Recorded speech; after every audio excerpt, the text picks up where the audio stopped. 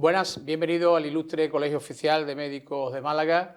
Hoy reanudamos la charla con el experto y tenemos el placer de recibir aquí en el colegio al doctor don Antonio Conejo Fernández, eminente pediatra del Hospital Sani Internacional de Benalmádena y también, bueno, evidentemente es una persona experta en vacunas por la Universidad Complutense y por la Universidad de Santiago de Compostela y también miembro asesor de vacunas de la Asociación Española de Pediatría. Buenas y encantado de recibirte, Antonio. Muchas gracias, encantado de estar aquí. Gracias por la invitación, Pedro. Siempre un placer colaborar con el colegio.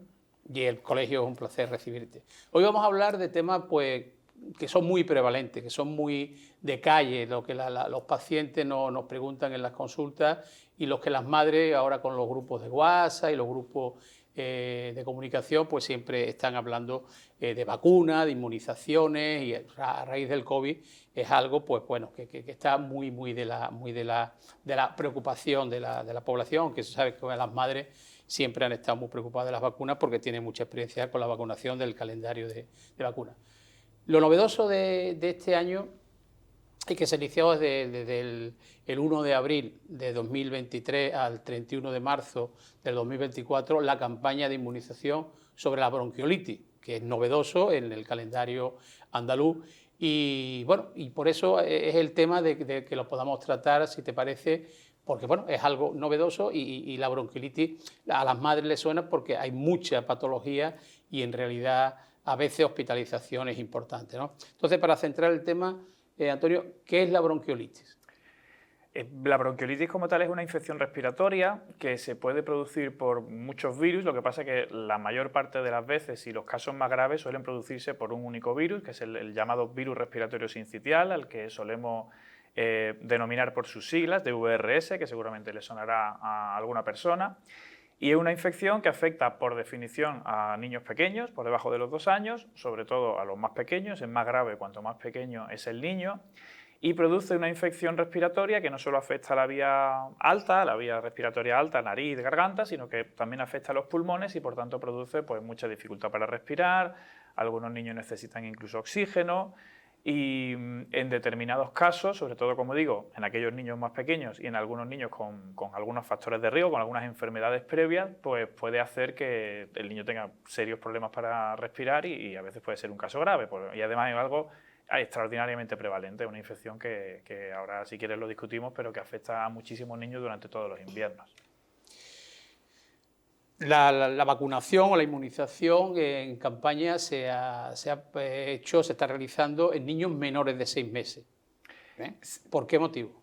Se está haciendo en parte en menores de 6 meses porque son los niños que tienen los cuadros más graves de enfermedad. Son los niños que tienen los pulmones más pequeños, la vía inferior más pequeñita y entonces siempre que hay secreción y siempre que hay cualquier moco pues puede obstruir el pulmón de forma más fácil de lo que lo hacen los niños mayores. Y al ser los niños que tienen los casos más graves, pues es en los niños en los que se ha iniciado la campaña. No exclusivamente los niños menores de 6 meses, también los niños prematuros, por ejemplo, de menos de 35 semanas, se van a vacunar hasta que tengan 1 año de vida. Y los niños que tengan algunas patologías de riesgo que les hacen especialmente susceptibles a padecer casos graves, niños con patologías del corazón, niños con patologías del pulmón, esos se van a vacunar durante los 2 primeros años de vida. Digo vacunar, pero no es una vacuna, como ya has puntualizado tú, es una inmunización pasiva, que no sé si merece la pena. Sí, ahora después ya lo analizaremos. Es decir, Sí. que para que las madres y los oyentes lo tengan claro, es decir, inmunización gratuita hasta los niños menores de 6 meses y los niños hasta el año, niños que prematuros con bajo peso y hasta los 2 años niños con patologías cardíacas, renal, respiratorias. Exactamente, son 3 grupos. Los menores de 6 meses, ahí son tanto los que vayan naciendo dentro de campaña como los que al inicio de la campaña tengan menos de 6 meses. Es decir, se hace un rescate de los niños que ya han cumplido meses cuando se inició la campaña. Sí. Por eso es lo del 31 de abril hasta 31 de marzo, perdón, hasta el 1 de marzo hasta el 31 de Lo que es importante que me diga, Antonio, ¿cuál es la carga de la enfermedad? Claro, nosotros los pediatras estamos muy familiarizados con la enfermedad porque es algo que todos los inviernos colapsa urgencias, centros de salud, hospitales, etc. Es la infección respiratoria más importante a nivel mundial, es la principal causa de ingreso en menores de 2 años en España, y es una de las principales causas de mortalidad infantil, por detrás quizá de la malaria a nivel mundial. Me refiero ahora solo centrado en el VRS, en la bronquiolitis por VRS. Por tanto, supone una importantísima carga todos los inviernos, todos los pediatras y todas las familias lo saben, pues empiezan los cuadros respiratorios y siempre está el miedo de que se coja el pecho, que dicen las familias, ¿no? Pues se estima pues, que prácticamente todos los niños van a tener la infección por bronquiolitis durante los primeros 2 años de su vida, a veces más de una vez, no a todos les va a afectar igual. Y se estima pues, que más o menos 4 o 5 niños de cada 100 van a acabar ingresados en un hospital por culpa de este virus. Y de los que ingresan, entre un 5 y un 10% puede llegar a acabar en la UCI.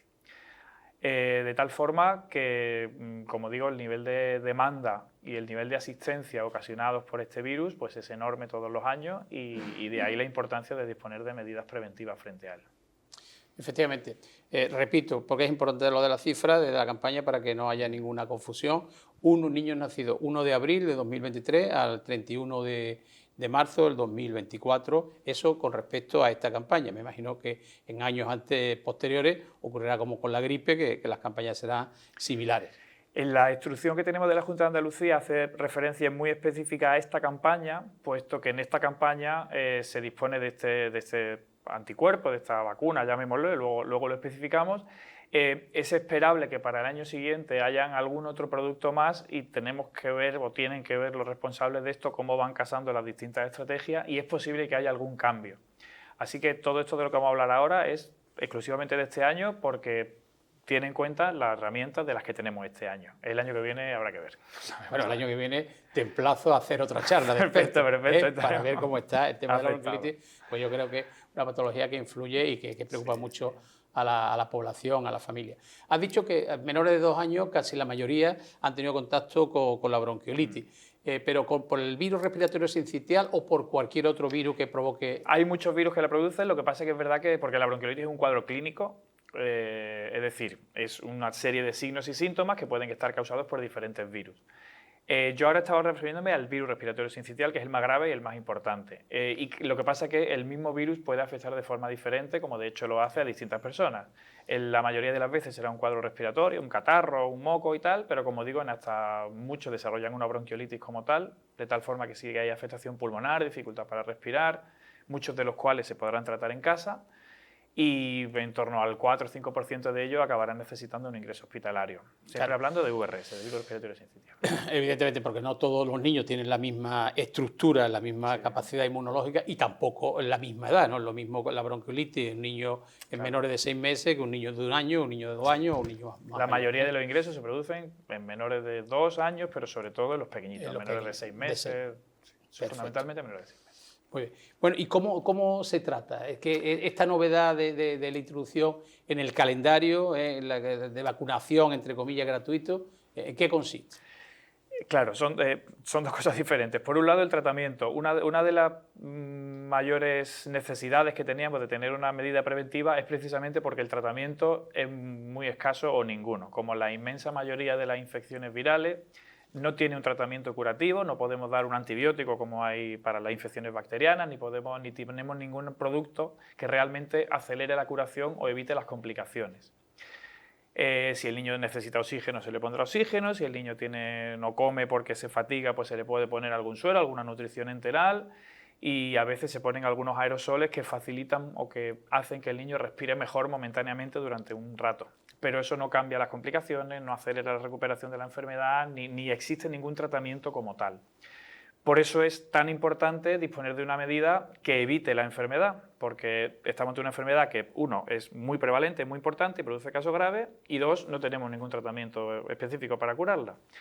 Entonces, de ahí la importancia de este anticuerpo monoclonal. No sé si empiezo ya con él o... Sí, yo creo que es bueno que explique lo que es un anticuerpo y lo que es una vacuna. Es decir, Vale. para que vean la audiencia la diferencia, porque esto va dirigido a médicos, pero también lo vamos a compartir con familias y con la población general, porque desde el Colegio de Médicos nuestra idea es la difusión de la cultura, la difusión médica para la formación de toda la población. Entonces, que veas la diferencia, ¿no? Es relativamente sencillo, o espero hacerlo relativamente sencillo.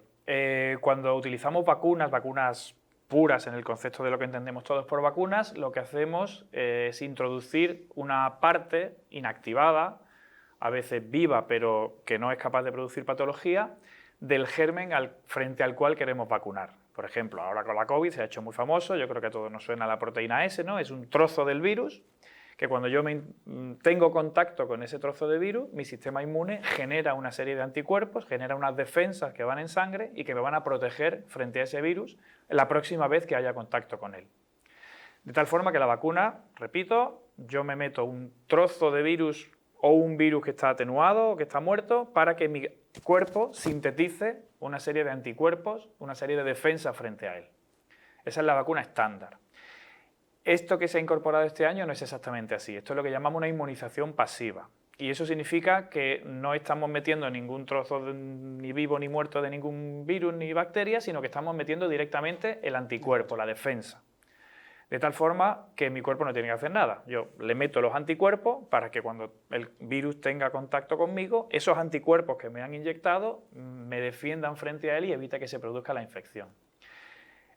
A la población general no sé si le puede parecer un poco matiz, no demasiado reseñable, pero a efectos funcionales y a efectos didácticos sí que son dos enfoques totalmente diferentes. Por un lado soy yo el que genero los anticuerpos en una vacuna tradicional, mientras que aquí me estoy metiendo los anticuerpos directamente. Lo que pasa es que por la forma de administración, que es solamente una inyección, una campaña, parecido a lo que podemos hacer con la gripe o con la COVID, pues a fin de cuentas todo el mundo simplifica y lo considera como una vacuna. Pero en términos estrictos es una inmunización, pero no es una vacuna. Efectivamente, es decir, cuando inoculamos un trozo de virus, un virus inactivado o una proteína de una bacteria, el organismo empieza a crear anticuerpos contra ese germen. Ahora lo que hacemos es administramos directamente los anticuerpos.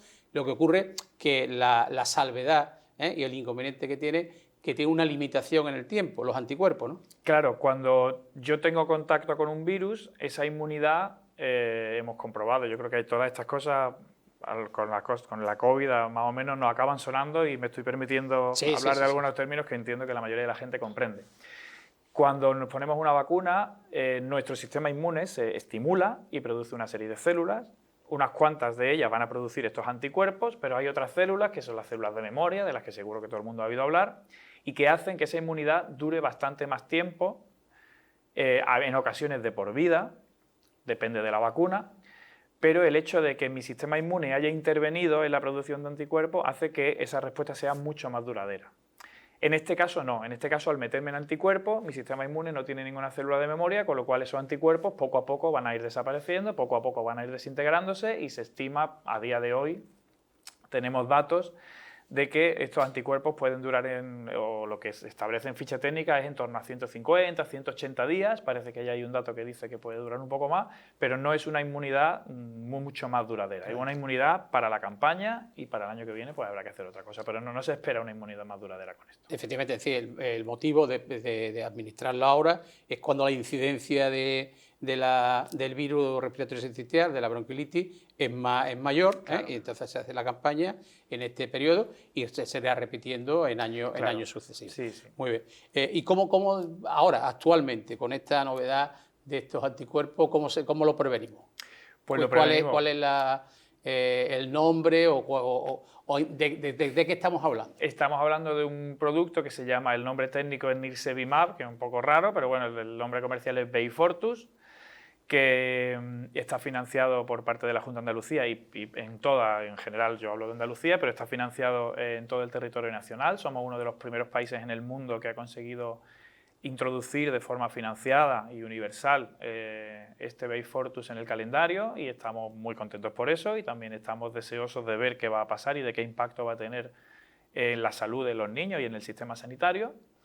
En nuestro caso concreto, esto sí que depende de cada comunidad autónoma, pues en nuestro caso concreto la Junta de Andalucía ha establecido una serie de parámetros y una serie de vías para ponerlo. Todos los que están haciendo ahora se le está poniendo antes de irse de alta en el hospital y al resto de grupos de riesgo pues se le ha hecho una captación activa y seguro que muchas familias que me están oyendo se le ha llamado desde el centro de salud directamente para citarlos y para que vayan a ponérselo. Así que nada, encantados de ser por una vez los primeros en algo y muy contentos y deseando ver el impacto que va a tener en la salud de los niños. Sí, yo creo que bueno, yo la sensación que estoy teniendo es en la clínica, en el centro de salud y en la consulta, es que a las madres bueno, se la están poniendo, como todas las vacunas en Andalucía, que somos una comunidad muy vacunóloga, una gran responsabilidad y por supuesto mérito de los pediatras, médicos de familia también y de los ginecólogos que se han iniciado también con las mujeres embarazadas, con la toferina y la gripe. Es decir, yo creo que eso es bueno, porque claro, esta es una medida, Antonio, ya para finalizar, preventiva. ¿Qué otras medidas preventivas tenemos, por ejemplo, para este virus, este agresivo virus del respiratorio sincitial? Tenemos pues todo lo que teníamos antes, pues que yo creo que además se les informaba a las familias casi siempre que nacían, porque tenían un hijo o una hija durante esta época, casi siempre se les decía, pero fundamental el lavado de manos, son cosas que también han ido calando un poco con la pandemia, fundamental el lavado de manos, fundamental evitar la exposición al humo del tabaco, fundamental evitar el contacto con personas que puedan tener síntomas respiratorios, sobre todo durante los primeros meses de vida, porque, como decíamos antes, ese virus que para mí es un catarro, al niño le puede producir una bronquiolitis, un caso grave. Y también existen otras vacunas que no están todavía comercializadas en España, que no van dirigidas a población pediátrica, pero que sí que son vacunas dirigidas a embarazadas o vacunas dirigidas a población mayor, donde también el VRS tiene un impacto clínico importante, de las que tendremos que ir, como decía antes, encajando y buscando una estrategia común cuando estén disponibles. Pero lo de siempre, lavado de manos, evitar aglomeraciones, una lucha de todos los pediatras, yo creo, todos los inviernos.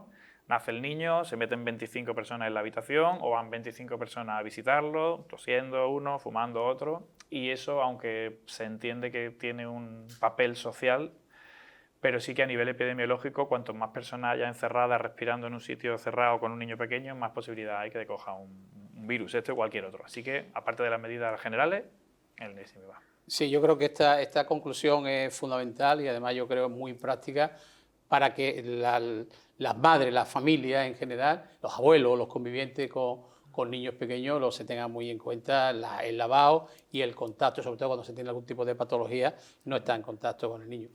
Te agradezco mucho, te agradezco mucho que estés nuevamente aquí en el colegio, que es tu casa, y yo creo que los matices que hemos dado sobre la bronquiolitis, tanto a la población general como pediatras, médicos de familia y médicos en general, yo creo que le habrá aclarado bastantes dudas. Muchísimas gracias. Me ha encantado, gracias a vosotros.